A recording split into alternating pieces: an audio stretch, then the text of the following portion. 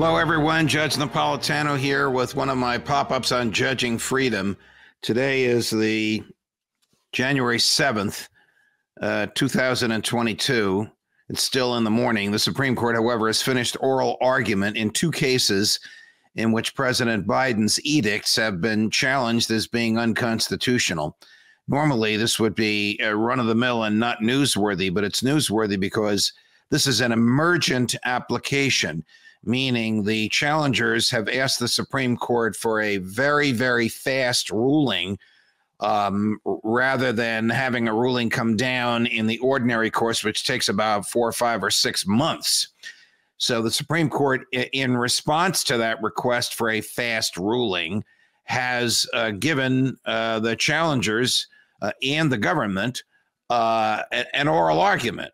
First of all, they never do oral arguments on Friday, and today is Friday. And secondly, they never do oral arguments on emergent matters, and these are both emergent matters. What are they? President Biden directed the Department of Labor, which in turn directed the Occupational Safety and Health Administration, commonly known as OSHA, to issue a regulation requiring all employers in the United States of 100 or more persons to require their employees be vaccinated or against COVID-19 or tested once a week.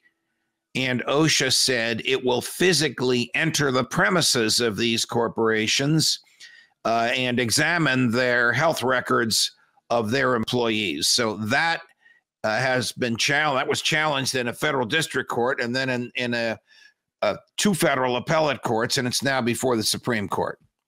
The president also directed the Secretary of Health and Human Services to direct that everyone who works in Medicare or Medicaid or who works in the healthcare industry where Medicare or Medicaid dollars are involved, that all those persons be fully vaccinated with no option for the testing.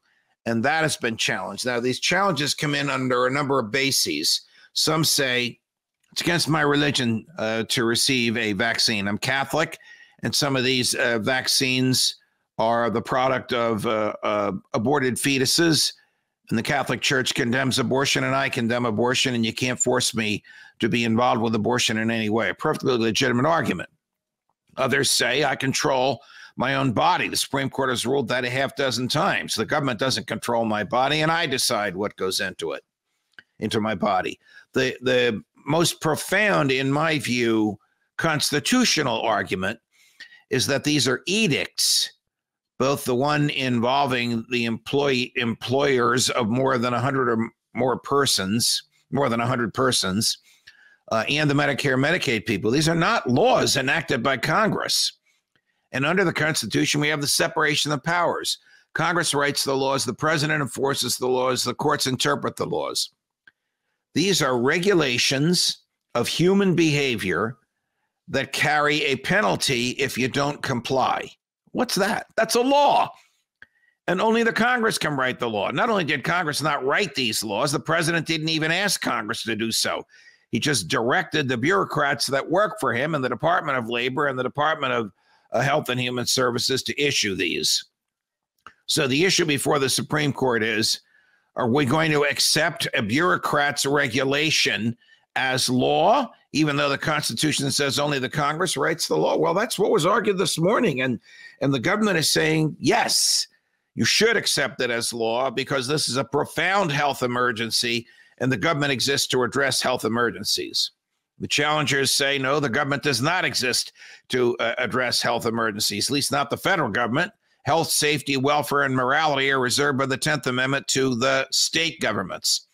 And by the way, Department of Justice, I'm summarizing the argument of the challengers here, there's no public health exception to the Constitution. We don't change the Constitution because there's a public health crisis. Oh, and by the way, how bad a crisis can this be? Because the regulations for private industry only govern those employers of 100 or more persons. And more Americans are employed by employers who employ 99 or fewer. So how bad can this emergency be, Mr. President? It doesn't even cover the majority of Americans. So that's the argument that's before the Supreme Court. I think they'll rule pretty quickly, probably in the next week or so.